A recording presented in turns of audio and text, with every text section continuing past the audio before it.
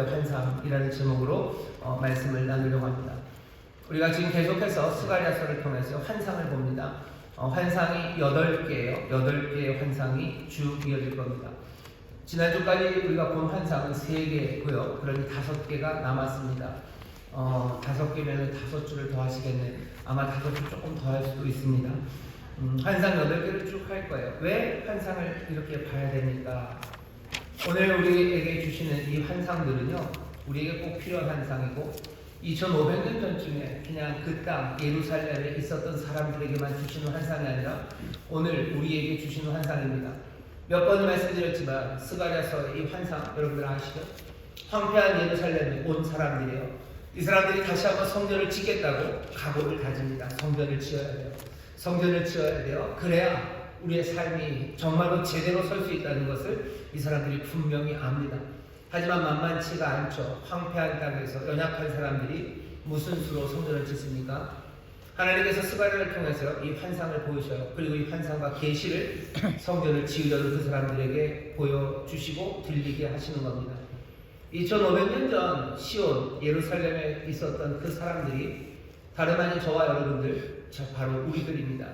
우리가 살아가는 이 땅이 황폐한 땅이에요. 예루살렘처럼 패라좋듯 성곽이 없는 것 같고요. 그리고 많은 적대적인 사람들에 둘러싸여 우리가 삽니다.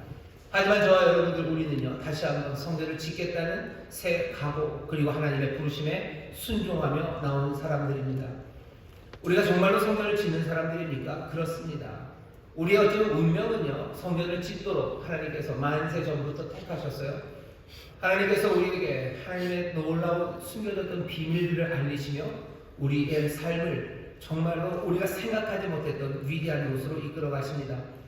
에베소서 2장 20절부터 22절에 보면 이렇게 되어 있습니다. 너희들은 에베소 교회 성도들, 이방인 교회입니다. 저와 여러분 같은 우리들이에요. 너희들은 사도들과 선지자들의 터 위에 세우심을 입은 자라. 그리스도 예수께서 친히 모퉁이 돌이 되셨느니라. 그의 안에서 건물마다 서로 연결하여 주 안에서 성전이 되어가고 너희도 성령 안에서 하나님의 거하실 처소가 되기 위하여 예수 안에서 함께 지어져 가느니라. 우리는 성전을 짓는 사람들이고요, 성전으로 지어져 가는 사람들입니다. 하나님께서 진노의 자식이고 죽을 수밖에 없는 우리들을 오직 그 은혜를 인하여 믿음으로 말미암아 우리를 구원하셨어요. 우리가 하나님의 만드신 바입니다. 하나님을 만드셨어요. 뭘로? 우리를 하나님께서 아름답게 만드셨어요. 그러셔서 뭐하게 하시는 거예요? 성령 안에서, 그리고 예수 안에서 성전으로 지어져 가게 하시는 겁니다. 왜 성전을 지으라고 그러시죠? 우리를 구원하신 목적이 다른 데 있는 게 아니라 그 구원한 사람들, 그 가운데 거하시기 위해서 구원하셨어요. 우리에게 성전을 지으라고 하시는 이유는요, 그냥 우리에게 어떤 노역을 시키려고 하시는 게 아닙니다. 이유는 딱 하나예요. 하나님께서 우리와 함께 거하시려고 하시는 겁니다. 우리가 영원히 거하실 그 놀라우신 주께서 우리에게 성전을 지으라고, 그리고 또 성전으로 함께 지어져 가자.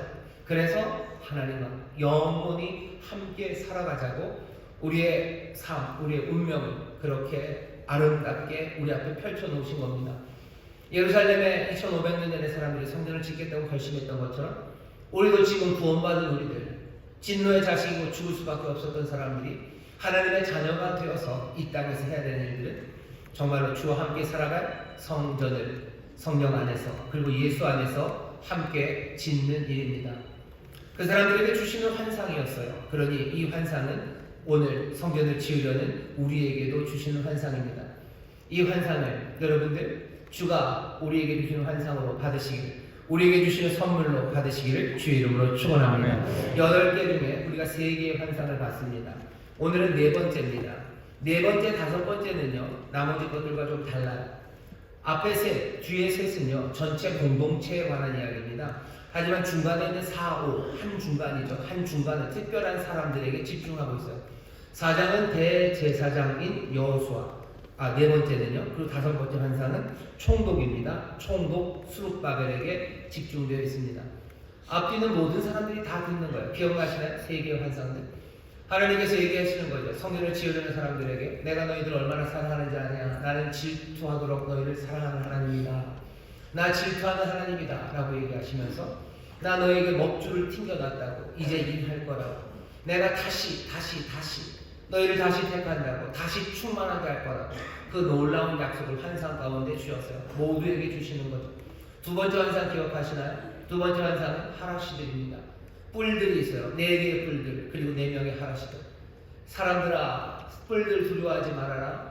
뿔들이 너희를 두렵게 했을지 몰라도 이제는 성전을 짓는 너희들을 세상이 두려워할 거고, 너희가 그 뿔들을 꺾을 거라고 이 공동체에게 격려하시는 거예요. 두려워하지 말고 이 일 하라는 거죠. 우리가 지난주 그리고 지지난주에 걸쳐 봤던 세 번째 환상 기억하십니까? 세 번째 환상은 총량줄을 갖고 그 성벽을 지으려는 사람에게 전하는 것. 페라조트.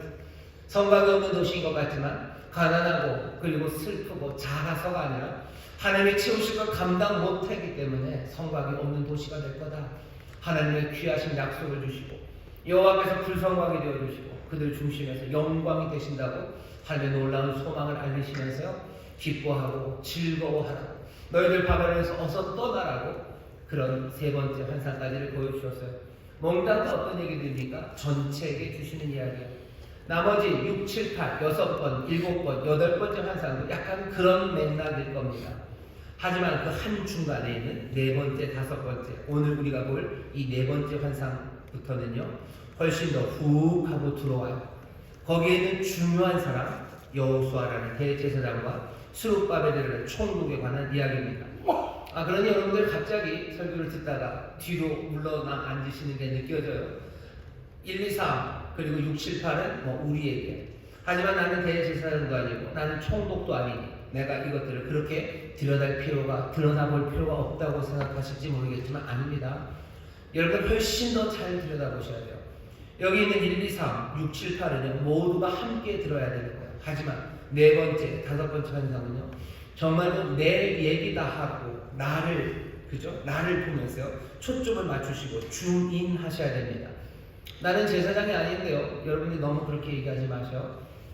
베드로를 통해서 말씀하셔서 왕 같은 제사장으로 우리를 부르셨어요. 뿐만 아니라 성전을 짓는 데 있어서 누구도 주인공이 아닌 사람은 없습니다. 적어도 내 삶을, 내 삶이 하나님의 성전이 되어야 돼요. 그럼 내 삶을 누가 짓습니까? 물론 하나님이 지으시죠. 지어져 가죠. 거기서 주도적인 역할은 누가 하겠어요? 주가 하시겠지만 주님 말고는 내가 할 겁니다. 내가 내 성전을 짓는 것에 있어서 나는 주연이지, 나는 엑스트라가 아니에요. 교회도 마찬가지입니다. 이 인천수목교회라는 이 성전을 아름답게 지어가는 데 있어서 하나님께서 우리를 각각의 지체로, 몸의 지체로 부르셨어요. 몸 전체의 한 부분을 맡았어요. 그 부분의 주인공은 누굽니까? 납니다. 내가 거기서 감당해야 되는 거죠. 오늘 우리 재직 임명하며 감사 예배를 하나님 앞에 드릴 겁니다. 각각이 하나님이 맡겨주신 책임이 있어요. 그 일은 내가 감당하는 거예요. 대제사장이 대제사장의 일을 감당하듯이 한 교회 안에서 성전이 지어져 갈 때 내일은 내가 책임집니다. 그 사람이 책임져야 성전은 지어져 갈 거예요. 내가 책임져야 내 삶에서 하나님이 거하시는 내 성전이 지어져 갈 겁니다. 그러니 그 성전을 짓는 데 있어서 주도적인 역할을 하는 사람들에 관한 이야기, 이 환상이 여러분과 상관없는 이야기라고 생각하시면 곤란합니다. 내가 지금 들어야 되는 이야기요. 내가 돋보기를 들여다대고서 도대체 하나님이 내게 뭐라고 말씀하시는지 귀 기울이고 더 집중해야 합니다. 그래서 이 환상을 한가운데다 놓으신 거예요.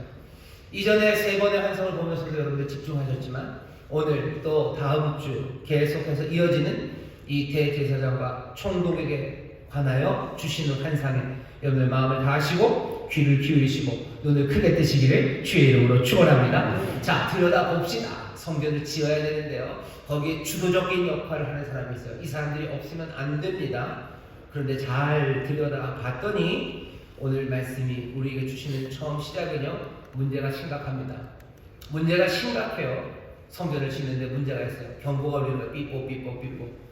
그냥 겉에서 얘기할 때는 용기를 내라, 내가 너희를 사랑한다, 먹줄을 튕겼다. 먹줄을 튕겼는데 가만히 들여다봤더니 경보가 울려요. 왜입니까? 더러운 옷입니다. 문제는 더러운 옷이에요.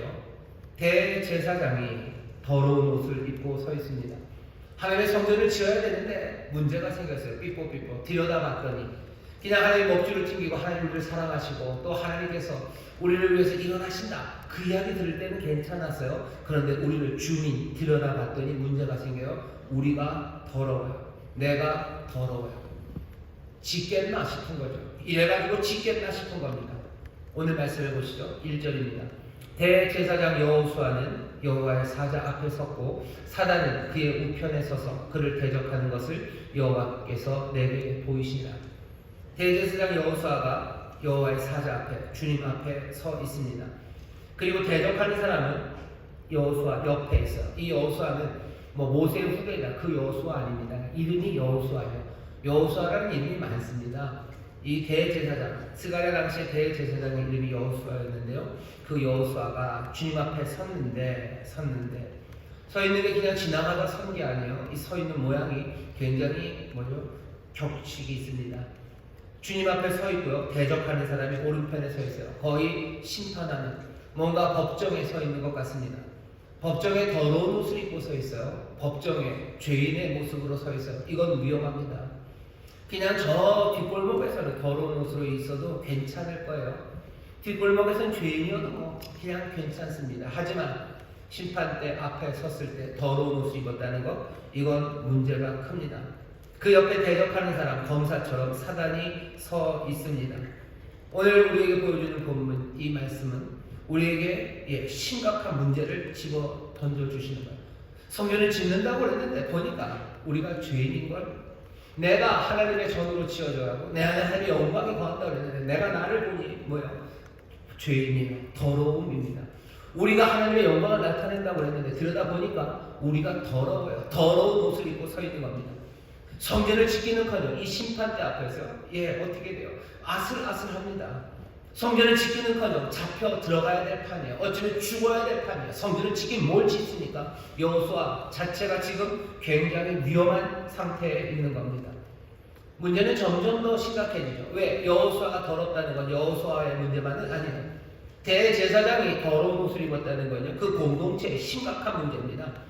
왜냐하면 대제사장이 어떤 사람이냐면요, 대제사장이 갖고 있는 아주 특별한 것 하나는요, 1년에 한 번 속죄일이 되면 이스라엘의 대제사장은요, 백성들의 모든 죄를 사하기 위해서 피를 들고 그 지성소로 들어갑니다. 지성소로 들어가 피를 뿌려요. 그리고 하나님의 사심을 구해요. 그럼 하나님이 거기서 약속하셨어요. 용서하겠다고 약속하시고, 대제사장은 그 지성소에서 나와서 온 백성들에게 하나님께서 우리의 죄를 용서하셨다는 것을 선포해요. 그럼 사람들이 기쁨으로 감사하며 또 하나님 앞에서 순종하는 그 새로운 다짐으로 삶을 살아갑니다. 대제사장이 더러우면 어떻게 들어갑니까? 죄 문제가 해결이 안 돼요. 이 땅의 죄가 해결이 안 돼요. 뿐만 아니라 대제사장은요, 특별한 옷을 입었어요. 제사장들이 입는 옷이 다 특별하지만 대제사장은 더 특별합니다. 대제사장의 어깨에 매는 게 있어요. 어깨에 매고요, 가슴에 붙이는데 보석들입니다. 여기 12개의 보석을, 그리고 여기 포마노로 어깨에다가 걸쳐요. 걸치는 그 보석마다 뭘 써낸 이스라엘의 이름입니다. 이스라엘 12지파 이름을 거기다 새겨요. 대제사장은 하나님 앞에 나갈 때 자기 혼자 나가는 거 아니에요. 이스라엘 모든 백성들을 다 짊어지고 그리고 가슴에 붙이고 하나님 앞에 나아가는 겁니다. 하나님이 대제사장을 받아들이신다는 것, 결국 이스라엘 전체를 받아들이시는 거예요. 제사장은 중재자예요. 모든 백성들을 대표하고 대신해서 하나님 앞으로 나가는 거예요. 하나님 앞으로 데려가는 겁니다. 제사장은 중재의 일을 합니다. 하나님과 화목하게 하는 일, 하나님과 사람 사이에 화목을 만드는 게 제사장이에요. 우리는 아닌데요. 아니요, 여러분은 화목해 하는 일을 맡아가주셨습니다. 예수님이 그러시죠. 바울이 그래요. 너희들 하나님과 화목해라. 하나님과 화목해야 돼요. 화목하게 된 사람들에게 화목해 하는 직책을 주셨다고 바울이 얘기해요. 주님께서 우리에게 하신 말씀이에요. 하나님과 화목해라. 너희가 하나님과 화목한 다음에는 하나님과 화목하게 하는 그 직책을, 예수님이 하셨던 그 일을 우리에게 주셨대요. 화목해 하는 것 보죠. 멀리 있었던 자들을 가까이 데려가는 겁니다.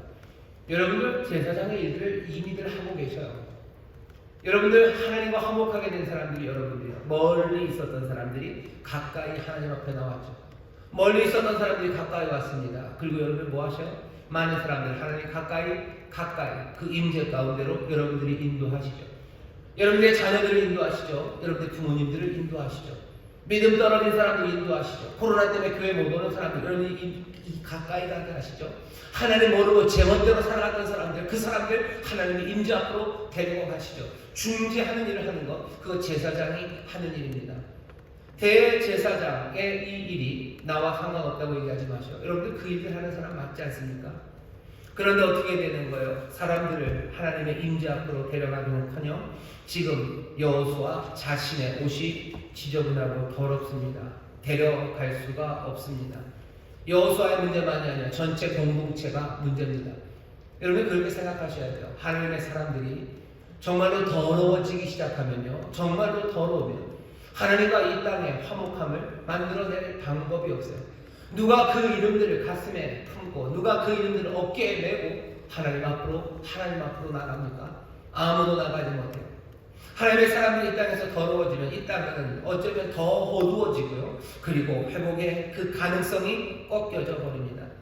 더러운 옷을 입은 여호수아 혼자만의 문제가 아니라 공동체 전체의 문제입니다. 문제가 좀 더 심각한 건 뭔지 아셔요? 이 여호수아 이 더러운 옷의 문제를 해결할 방법이 보이질 않습니다.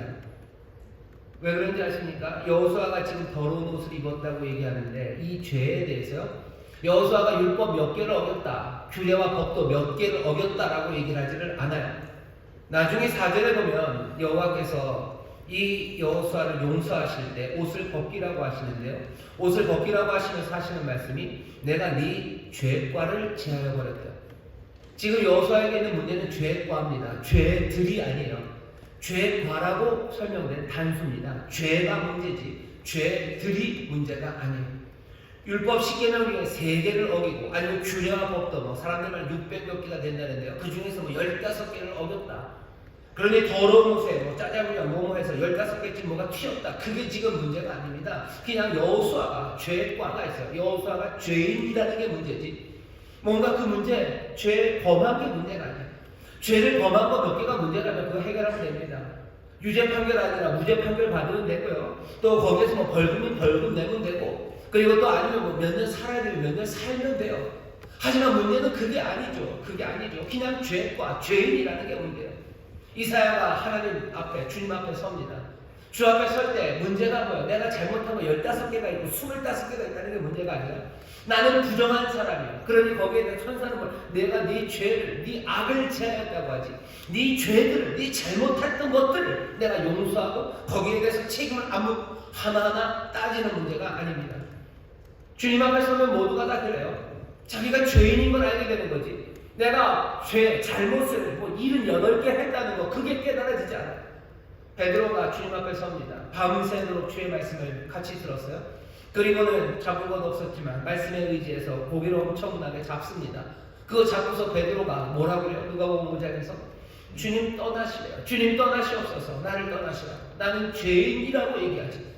나는 죄인이라고 얘기하지. 내가 지난주에 내 친구 누구에게 뭘 하고, 내가 뭐 전에 작년에 뭘 내고 했던 거 그거 아무도 몰랐는데, 내 옷에 묻어있는 여러 가지 그 습관들이죠. 이런 저런 것들 그거 해결해서 내 옷이 해결될 문제가 아닌 거죠. 이건 죄과예요. 다른 식으로 말하면 여호수아 이 대제사장은 죄인입니다. 사람이 죄인인 거예요. 그러니 이거 닦는다고 해결되지 않아요. 방법은 뭐가 있습니까? 그냥 다른 사람이 되기 전에는 이 문제가 해결되지 않는 거예요. 절망적인, 어떻게 다른 사람이 됩니까?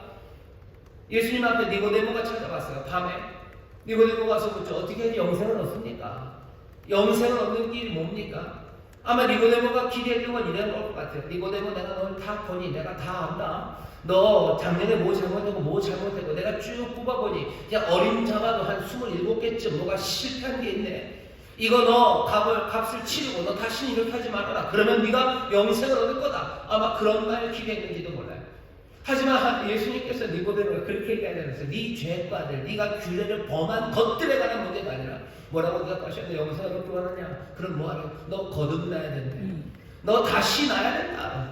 지금의 너 갖고는 안 돼요. 이거는 뭘 닦고 자식의 문제가 아니야. 너 죄인이기 때문이에요. 그러니 너 다시 나는 방법밖에 없다고. 거듭나는 방법밖에 없다고.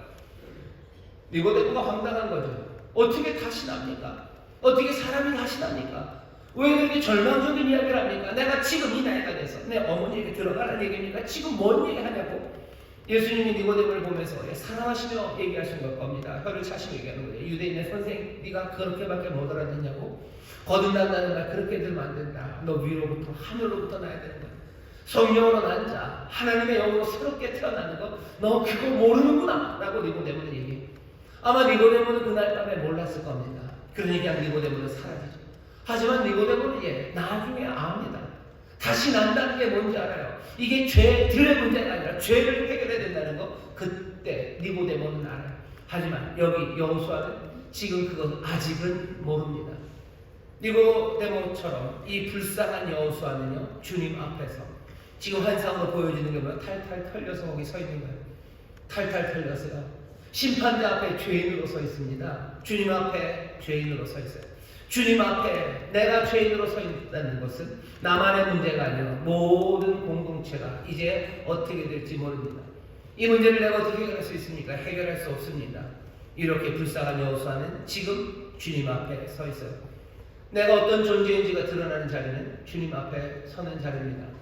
사람들은 그래요. 예배하기 위해서 주님 앞에 올 때 왜 사람들은 자꾸 우리가 죄인이라고 그럽니까? 죄인이라고 그럽니까? 오늘 이 이야기를 보시라고. 우리가 주님 앞에 서면요, 그냥 탈탈 털려서 서는 거예요. 내가 주 앞에 섰을 때 더러운 옷을 입고 서 있는 것이 그냥 명백합니다. 이 앞에서 내 삶이 어떻게 될까? 사실은 떨리는 마음으로 서는 거예요. 더러운 옷을 입은 대제사장 여호수아가 정말로 탈탈 털려 거기 서 있었을 때 여기 있는 대적하는 자가 말하기 시작했겠죠. 뭐라고 말했는지 기록은 없어요. 하지만 우리는 뻔하게 압니다. 왜? 법정 앞에 더러운 옷을 입고 섰다는 거 말이 필요가 없습니다. 그럼 거기가 끝입니까? 대적하는 사람이 말하는 것처럼 너희가 이제 이 문제를 어떻게 해결할 거냐? 너도 망하는 거고 공동체도 망하는 거고 하나님의 성전을 지키는 뭘 짓냐 여호수아야. 하나님한테 얘기하는 거겠죠. 주님 앞에. 주님 얘가 뭘 합니까? 누군가가 얘기해 줬으면 좋겠어요. 아니나 다를까 여호와께서 말씀하십니다. 여호와께서 말씀하셔요. 우리는 뭐라고 기대하죠?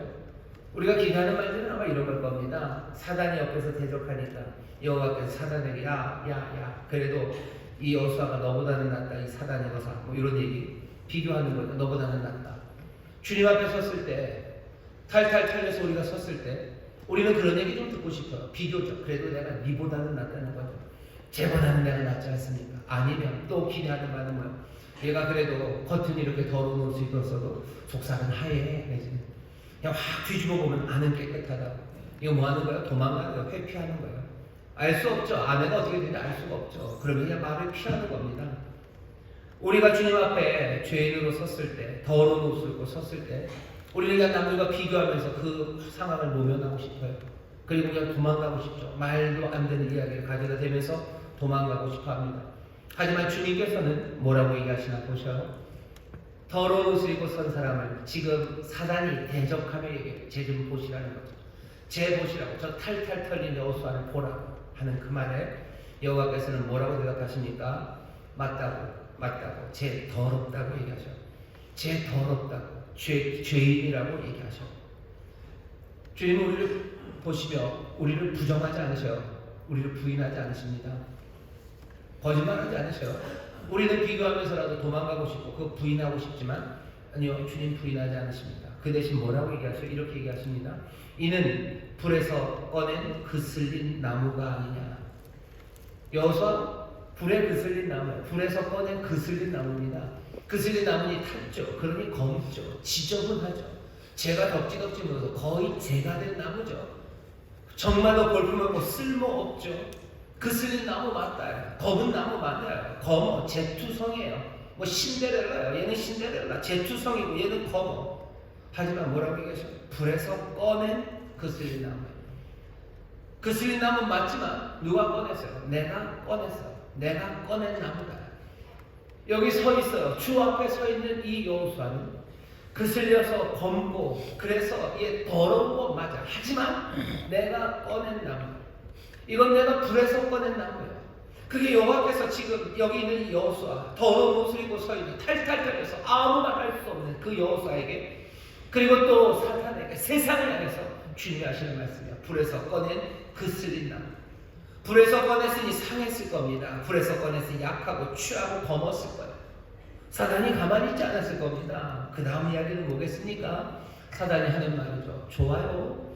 불에서 당신이 꺼내셨네요.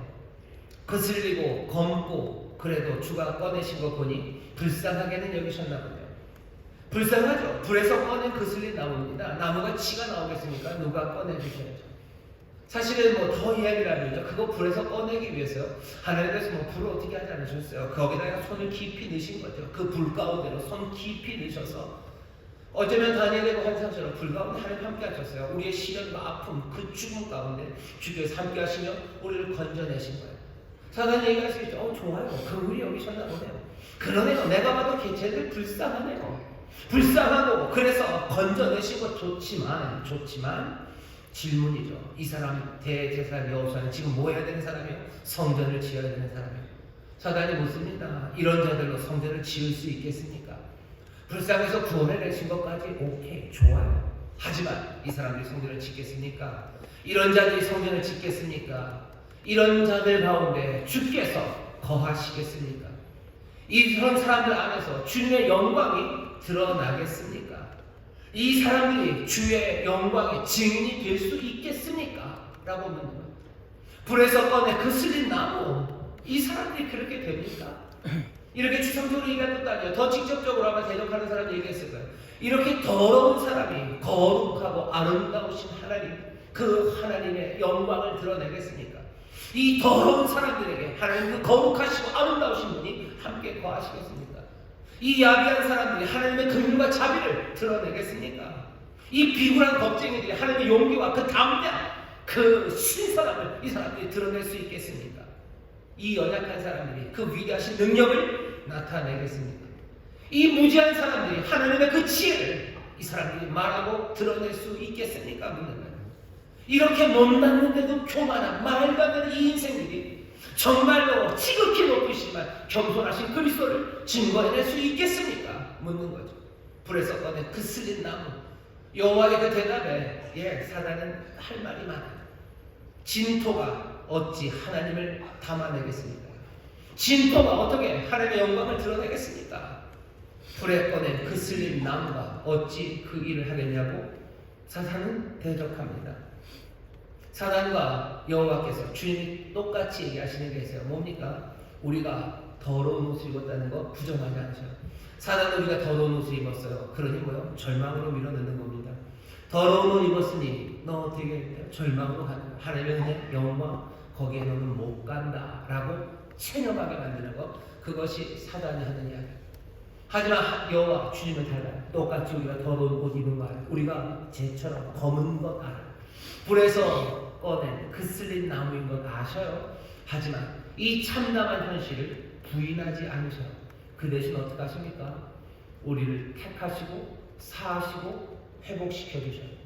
사단과 달라요. 그는 여호와노라. 은혜롭고 자비롭고 인자와 진실하심이 크신 분이시죠. 여호와는 우리의 검은 것과 더러운 것 입은 것 거기에서 가만히 있지 않으십니다. 그런데도 불구하고 택하셔요. 그런데도 불구하고 택하시고 사하시고 회복해 하십니다. 이걸 어떻게 확인합니까? 주님이 뭐라고 얘기하시나 보셔요. 2절입니다. 여호와께서 사단에게 이르시되 사단아 여호와가 너를 책망하노라. 네 말 틀렸다는 거예요. 더러운 것 맞아. 하지만 너 틀렸어. 예루살렘을 택한 여호와가 너를 책망하노라. 이는 불에서 꺼낸 그 쓸린 나무가 있네. 나 여호와는 예루살렘을 택한 여호와다. 첫 번째 환상에서 기억하시네. 내가 다시 예루살렘을 택한다. 내가 다시 택한다. 내가 다시 위로하고 다시 풍성하게 하고 내가 다시 택한다. 다시 택한다는 이야기가 뭐야? 예루살렘을 택했어요. 예루살렘이 어떤 곳이었는데요? 찬양하고 아름답고 순종이 넘치는 그 예루살렘입니까? 사단은 할 말 많아요.